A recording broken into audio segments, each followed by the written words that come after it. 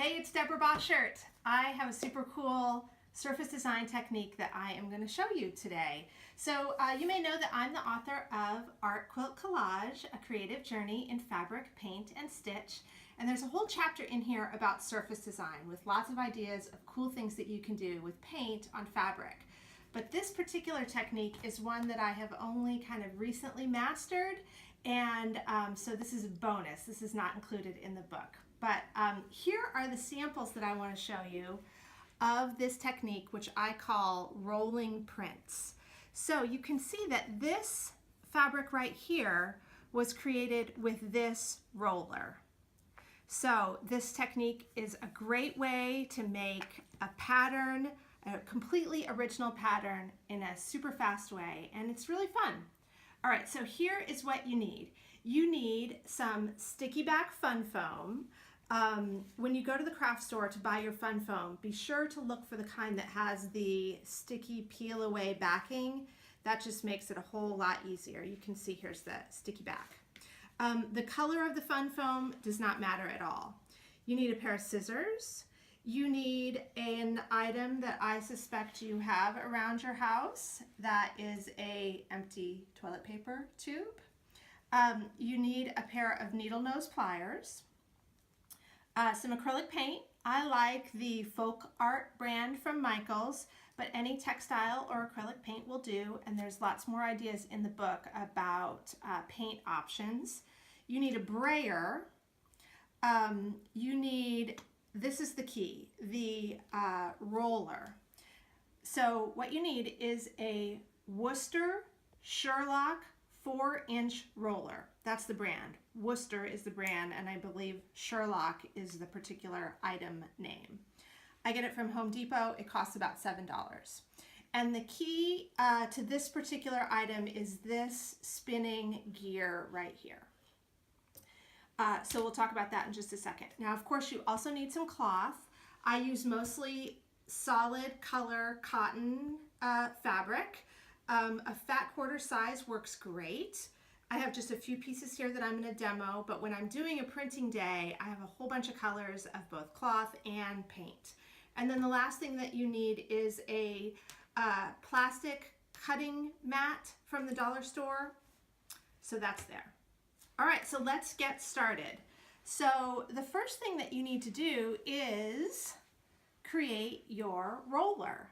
So you can see that I've cut shapes out of fun foam and stuck them on the toilet paper tube.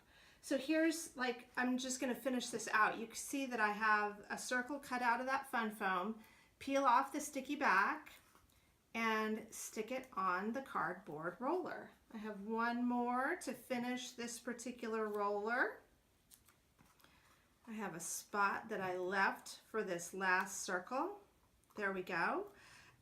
These rollers work best when they are pretty much completely covered, not too many big open spaces. So here are my circles. All right, so now we're going to put the roller on the roller. Okay, so I'm going to pull the leaves off. You can see that that's nice and tight, and I'm going to put the circles on. All right. And so conveniently, the roller is 4 inches and the toilet paper tube is 4 inches. So we have this spinning roller. Okay, I forgot one little step, so I had to splice this little bit in for one additional important part of the process. Okay, so here is the roller, and the tube fits nice and tight on the roller. And that is because of this gear that I mentioned. But when you first buy this roller, the tube is not going to fit tightly, and so that's why you need the needle nose pliers. So what you want to do is just take these teeth of this gear and just pull them out a little bit, and it works fine if you do like every other tooth, and just kind of work around until you can have that tube fit snugly on the roller, as with this one, and then you'll be good to go. All right, let's start with the blue fabric. I'm going to put it right over here. And now I have my printing plate where I'm going to put my paint. I'm going to set this roller aside for now. This is the second one that we'll demo in just a second. Okay, so I'm going to just start by squeezing out some paint at the top of the cutting mat. Now I'm going to take my brayer and spread the paint out so that I have a nice, thin, all over, consistent spread of paint. Don't forget this step. Now I'm going to take my roller and I'm going to pick up the paint that I've spread on this mat. Now you kind of have, it kind of sometimes slides a little bit, so you have to kind of lift and, you know, pick it up and lift and roll. Now the paint is not going to completely cover the roller. This technique uses cardboard and acrylic paint and plastic cutting mats. It's not precise. If you want a technique that you have a lot of control over, this is not the technique for you.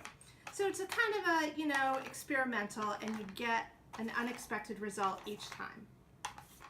Okay, now I am just going to print on the cloth. I'm going to hold the corner down and I'm just going to roll the roller right over the cloth. Isn't that awesome? So fun and fast. Okay, now I'm going to pick up some more paint. It's important to work quickly because, you know, acrylic paint dries fast. All right, let's do one more roll.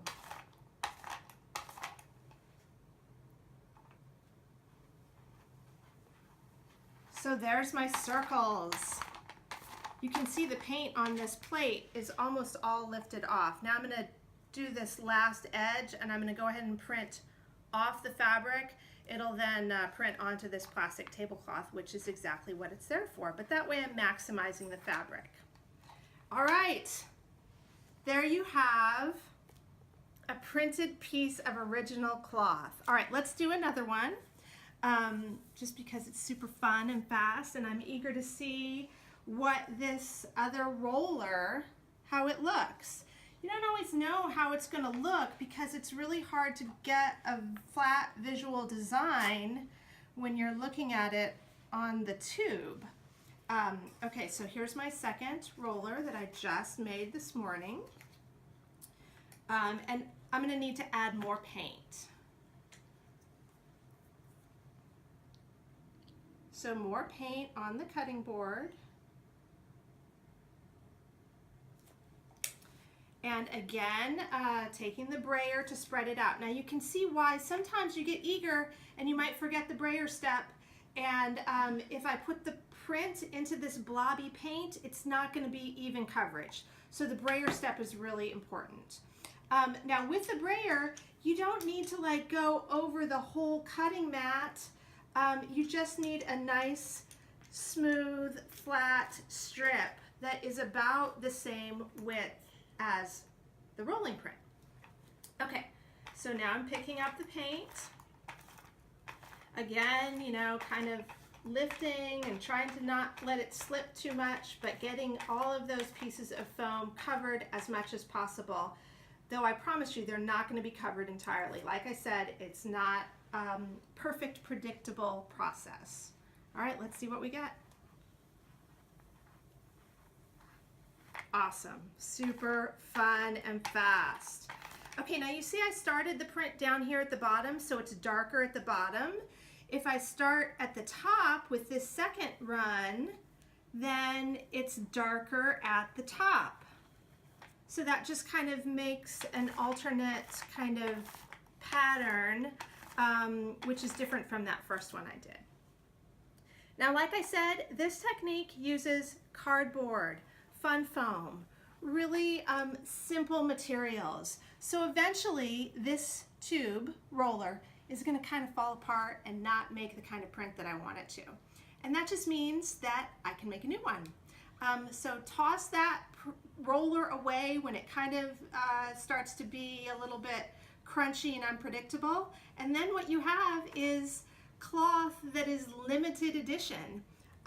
It's a, you know, super fun techniques, and those limited edition cloth that you have printed is completely original, and I'm really eager to see what you create. So I hope that that technique, this demo, is exciting to you and that you'll give it a try.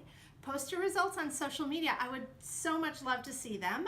Use the hashtag ArtQuiltCollage. I'm eager to see your prints, your shapes, your colors, your fabric, and I'm eager to see what kind of interesting artwork you'll create with those original surface design fabrics. Have a great day.